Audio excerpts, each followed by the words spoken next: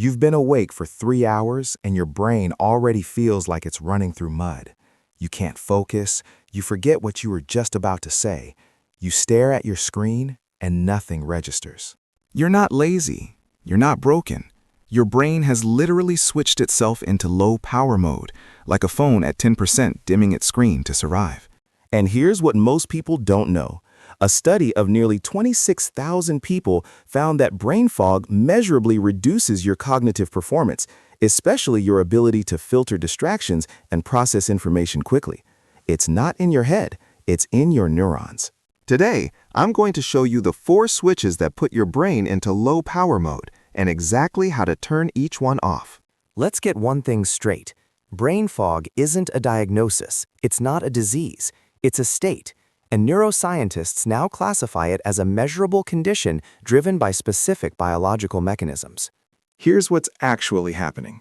Your brain uses about 20% of your body's total energy, even though it's only 2% of your body weight. It is the most energy-hungry organ you have. And when the supply of energy gets disrupted, or when your brain's communication network gets noisy, your brain does exactly what your phone does. It throttles performance to conserve resources. That means slower thinking, weaker memory, difficulty concentrating, the feeling that you're thinking through a fog because you literally are. Your neurons are firing slower, less efficiently, with more interference. A 2025 review in Trends in Neurosciences found that brain fog isn't just one thing.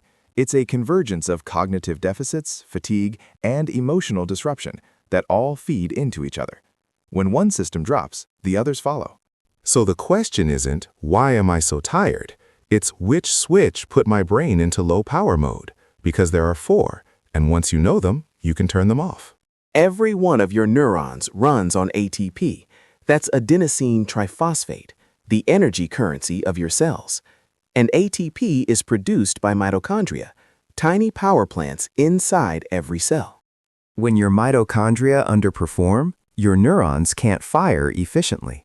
It's like trying to run a high-performance computer on a dying battery. Everything slows down, processing speed drops, focus disappears. What damages mitochondria? Chronic stress, poor sleep, ultra-processed food, sedentary behavior.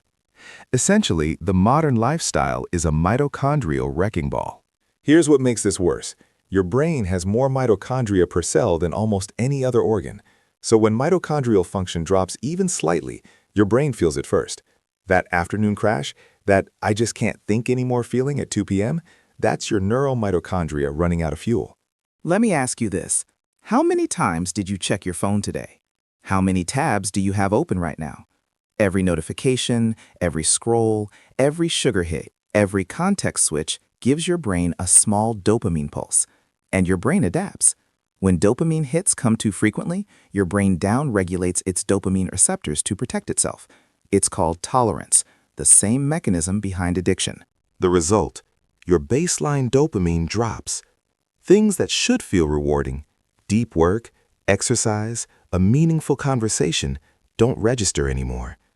Your brain has raised the bar for what counts as stimulating, and everything below that bar feels boring, exhausting, foggy. Neuroscientists in 2025 now classify this as part of a measurable state, dysregulated dopamine cycles driving cognitive fog.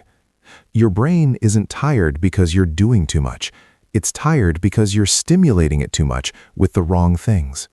This is the one most people miss entirely. In October 2025, researchers published a groundbreaking finding in brain communications. They discovered that people experiencing brain fog show disrupted activity in their AMPA receptors. These are critical receptors for learning and memory. The study found widespread increases in AMPA receptor density linked directly to cognitive impairment and inflammation. This confirmed something neuroscientists had been suspecting. Brain fog is not just a subjective feeling. It's a biological, measurable state of neuroinflammation. And where does this inflammation come from? One major pathway is the gut-brain axis. Your gut microbiome communicates directly with your brain through the vagus nerve. When your gut is disrupted, from processed food, chronic stress, poor sleep, or even antibiotics, it sends inflammatory signals straight to your brain. Think of it this way. Your gut is sending your brain constant status updates.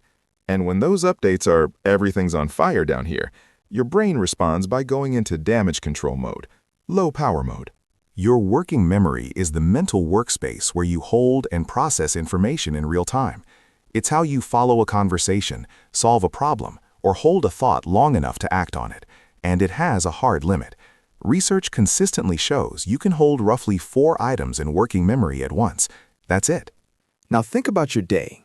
You're switching between Slack, email, a project, a meeting, your phone, all while trying to remember something someone told you an hour ago.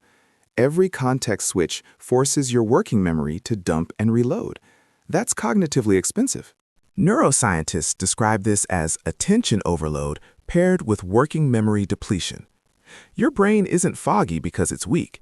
It's foggy because you're asking it to do what it physically cannot. Run 47 processes on 4 slots of RAM. When your working memory is maxed out, your brain starts dropping things. You forget why you walked into a room. You read a paragraph and absorb nothing. You feel mentally exhausted by noon. That's not brain fog. That's a cognitive traffic jam. Now that you know the 4 switches, let's turn them off. 1 protocol per switch, all backed by evidence, all doable starting today. The single most effective way to boost mitochondrial function is exercise, specifically a combination of high-intensity interval training and steady-state aerobic exercise. Research shows that HIIT increases mitochondrial density in cells, literally creating more power plants. And aerobic exercise improves the efficiency of existing mitochondria. Here is your protocol. 3 times per week, 20 minutes of HIIT, 4 rounds of 30 seconds all-out effort, 90 seconds recovery. 2 times per week, 30 to 45 minutes of steady-state movement, brisk walking, cycling, swimming.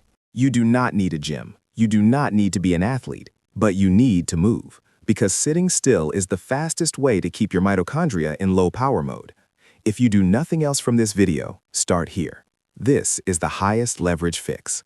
This is not about a full dopamine detox. That is oversimplified. It is about reducing low-quality dopamine hits so your baseline can recover. Here is the protocol. First 2 hours of your day, no phone, no social media, no news, no sugar. Let your brain wake up to its natural dopamine rhythm instead of hijacking it immediately. During deep work blocks, remove all notifications. 1 tab, 1 task. Give your brain the chance to find reward in sustained effort, not constant switching. 1 day per week, a low stimulation day. Fewer screens, slower activities. Reading, walking, cooking, conversation. This gives your dopamine receptors time to upregulate, to become sensitive again. You are not depriving yourself. You are recalibrating. Within 2-3 weeks of consistent practice, most people report that focus feels easier, motivation returns, and that foggy baseline starts to lift. If your brain fog is driven by neuroinflammation, you need to address the source, and for most people, that starts in the gut. Here is the protocol. Reduce ultra-processed food. This is the single biggest dietary driver of gut inflammation. If it comes in a package with ingredients you cannot pronounce, minimize it. You do not have to be perfect, just shift the ratio. Add fermented foods daily. A Stanford study found that a diet rich in fermented foods, yogurt, kimchi, sauerkraut, kefir, increased microbiome diversity and reduced inflammatory markers in just 10 weeks. Prioritize sleep. Your brain glymphatic system, its waste clearance system, runs primarily during deep sleep. Without adequate sleep, inflammatory waste products accumulate. 7 to 9 hours, non-negotiable.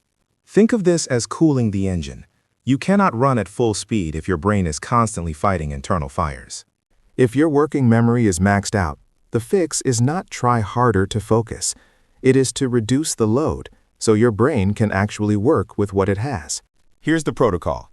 Externalize everything. Open loops drain working memory. Every I need to remember to is taking up one of your 4 slots. Write it down. Use a capture system, a notes app, a notebook, anything. Get it out of your head. Single task in blocks. Multitasking is a myth. Your brain doesn't do 2 things at once. It switches rapidly between them, and every switch costs energy. Work in 25 to 50-minute focused blocks on one task. Then take a real break. Batch your inputs.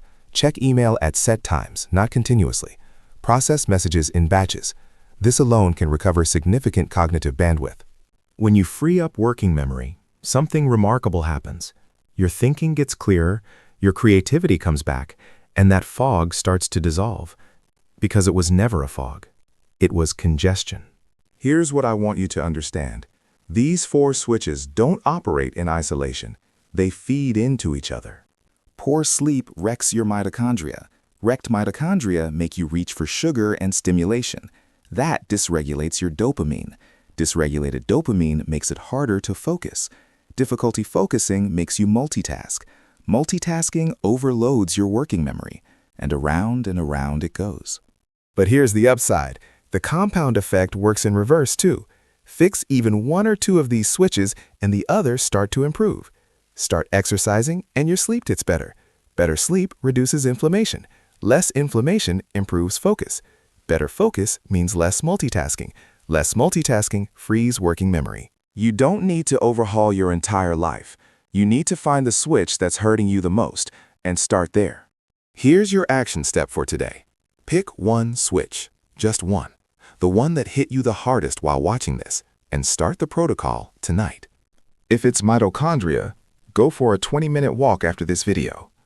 If it's dopamine, put your phone in another room for the first hour tomorrow morning. If it's inflammation, swap one ultra-processed meal for real food today.